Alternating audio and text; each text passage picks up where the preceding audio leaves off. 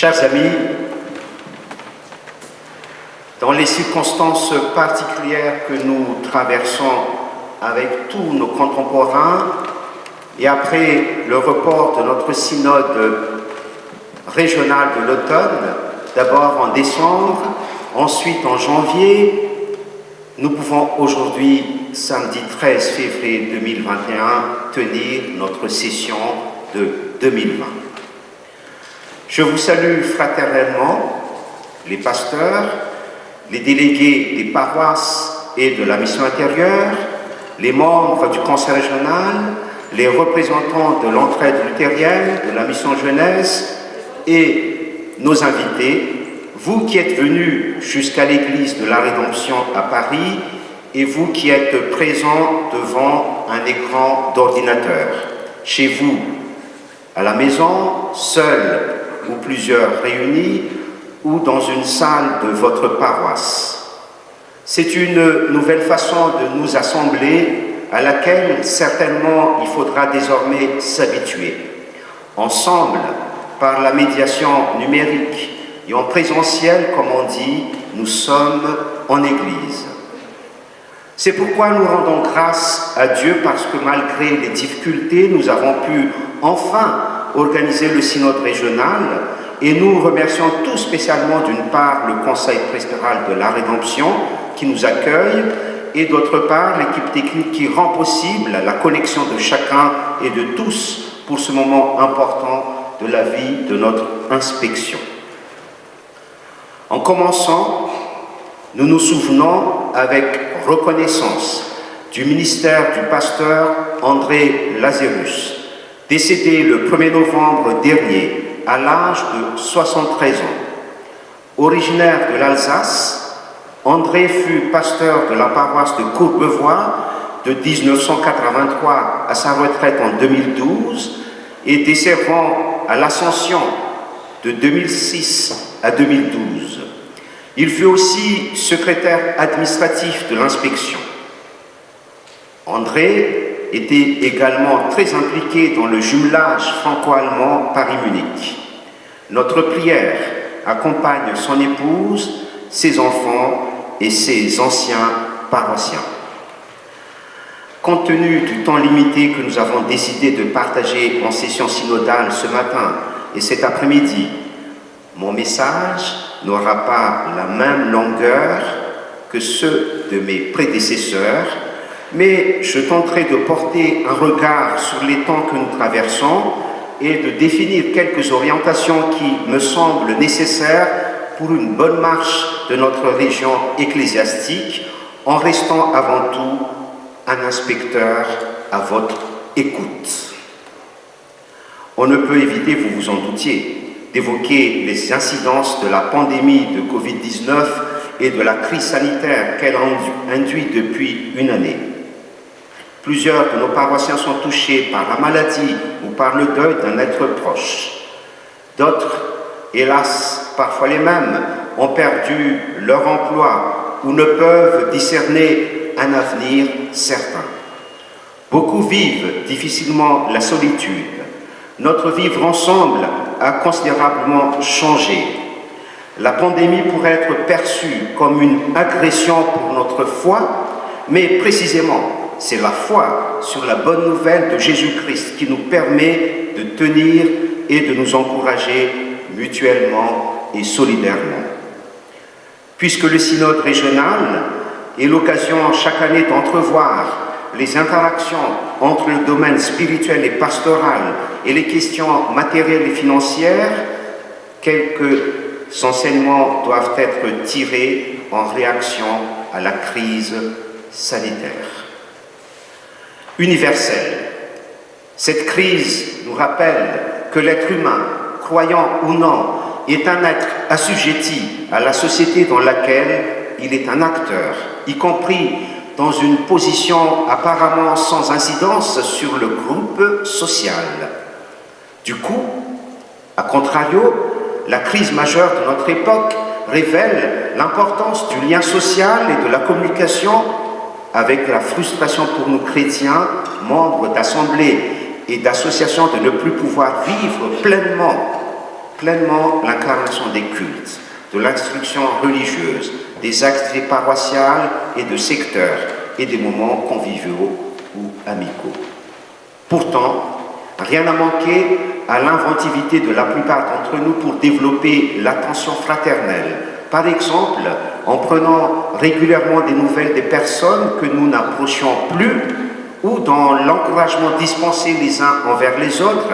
Bien sûr, les formes multiples de la prière, mais encore la capacité des conseils presbytéraux à explorer ou redécouvrir plusieurs moyens de communion spirituelle. Grâce aux outils de communication moderne, on a pu décloisonner et fédérer, et même organiser des rencontres régulières de nombreuses personnes à distance, parfois de différentes paroisses ensemble, ce que peut-être on n'aurait ni imaginé ni osé auparavant. En tant qu'Église, nous affirmons une dimension de solidarité dont le rôle doit se vérifier dans toute notre prise de décision. Les sombres perspectives sur le plan socio-économique ne remettent pas en question.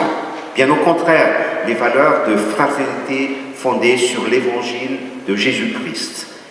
Les signes des temps, alors que sans l'évangile, ils inciteraient à la désespérance, nous stimulent à garder l'exigence du but à atteindre, l'annonce de la foi et le service de Dieu et du prochain. Oui, chers amis, traduisons les signes des temps en invitation. Invitation à prendre en compte la situation présente qui a si rapidement évolué en une année et qui nous appelle à revisiter et à réviser nos structures visibles héritées du passé. Invitation à poser l'espérance toujours davantage au cœur du monde. Et je veux ainsi saluer le projet qui sera mis en œuvre conjointement par les paroisses de Bon Secours, de Saint-Étienne du Péreux et de l'unité de Noisy-le-Grand à partir du 1er juillet. Tout en gardant chacune leur statut d'association cultuelle, ces trois paroisses vont travailler ensemble sous la houlette de 2 pasteurs. Face aux réalités de cette crise sanitaire et socio-économique, la peur nous guette, mais elle doit être jugulée par l'assurance qu'en toutes circonstances, Dieu veille sur nous. La peur, seule, a occupé notre esprit et nos comportements, elle va nous paralyser. Mais la confiance nous permet d'éviter l'immobilisme, ce signe puissant et délétère de la mort. Atteignant un niveau d'exigence qui met en jeu les valeurs évangéliques, la foi nous permet de préserver notre intégrité, de vivre avec une raisonnable prudence et dans le même temps d'augmenter notre capacité d'action. Nous sommes ainsi provoqués à la découverte qu'il peut y avoir une autre manière de faire quelque chose de la brièveté de la vie, établir et conserver les liens avec nos semblables. Pour conclure cette évocation des conséquences du coronavirus, je propose qu'à la sortie espérée de cette période difficile, probablement lorsque la vaccination aura été très répandue et constatée efficace, nous fassions un bilan. Nous discernerons les changements d'habitude, les activités nouvelles, les usages instaurés qui mériteraient de continuer, voire ce qu'il faudrait améliorer. D'ici là, persévérons dans l'adaptabilité aux circonstances et continuons d'explorer sous une forme nouvelle les liens tissés déjà autrement. 19e inspecteur ecclésiastique de l'inspection de Paris et sa région, je remercie à nouveau le synode régional qui m'a accordé sa confiance. Je suis comme un maillon de la chaîne, inscrit dans une continuité qui remonte au XIXe siècle. Et je succède au pasteur Jean-Frédéric Pachinski, auquel ma reconnaissance s'adresse spécialement en ce jour de synode et devant vous, les délégués des paroisses. Le tuilage s'est bien déroulé, s'est bien passé entre lui et moi. Jean-Frédéric m'a initié à ce rôle qui est un service pour l'Église, il m'a associé aux décisions de la fin de son mandat.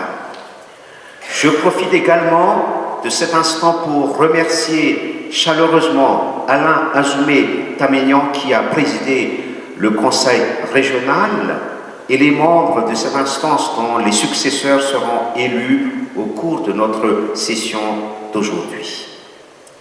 Le ministère d'inspecteur ecclésiastique est avant tout celui de l'unité. Il s'exerce comme nous y consentons tous chacun à notre place, en complémentarité avec le conseil régional et ses membres élus, l'ensemble des pasteurs et des ministres. Nous sommes d'ailleurs tous au service du collectif et l'ensemble ecclésial avec ses institutions est aussi pour chacun. C'est un peu comme le tous pour un pour tous des 4 mousquetaires d'Alexandre Dumas. Ils défendent une cause commune et chacun reçoit le bénéfice d'être partie prenante du groupe.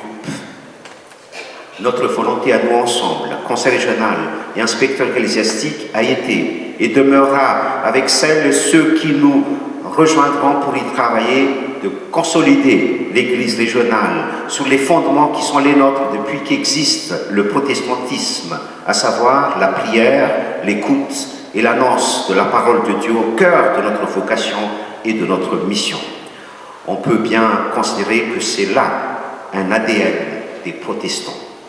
Et dans ce sens, nous voudrions reprendre la pratique des journées des conseillers presbytéraux, journées de réflexion théologique et de formation continue au ministère de conseillers en paroisse, nous rassembler dans les cultes régionaux en des occasions liturgiques spécifiques comme le culte du mercredi des cendres pour le lancement des actions de carême. Cette année, le culte des cendres aura lieu mercredi prochain à 15h à la Trinité.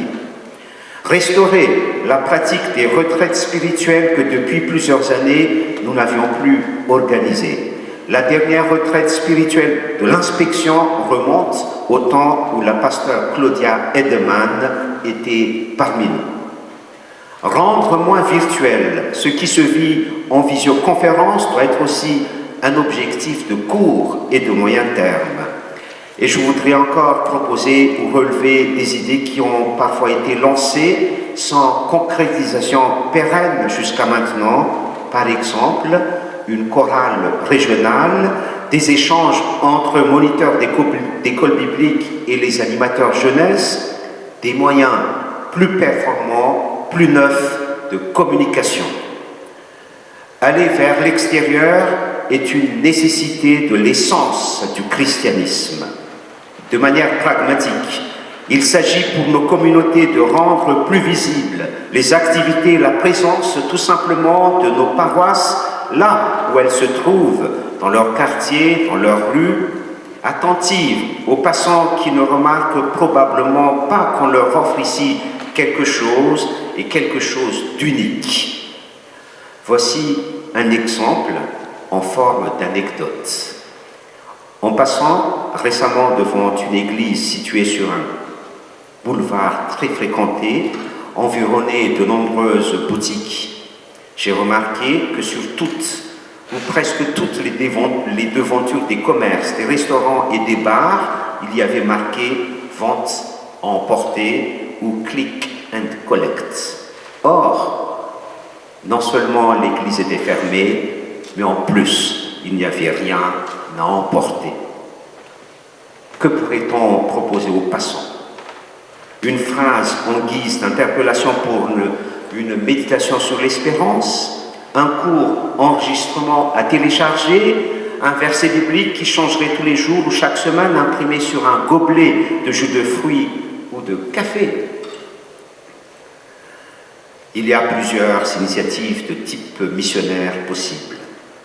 Citons-en quelques-unes.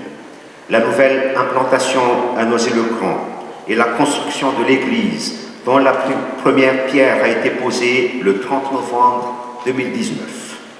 Les expositions de la mission intérieure, un espace à la fois culturel, spirituel et de rencontre.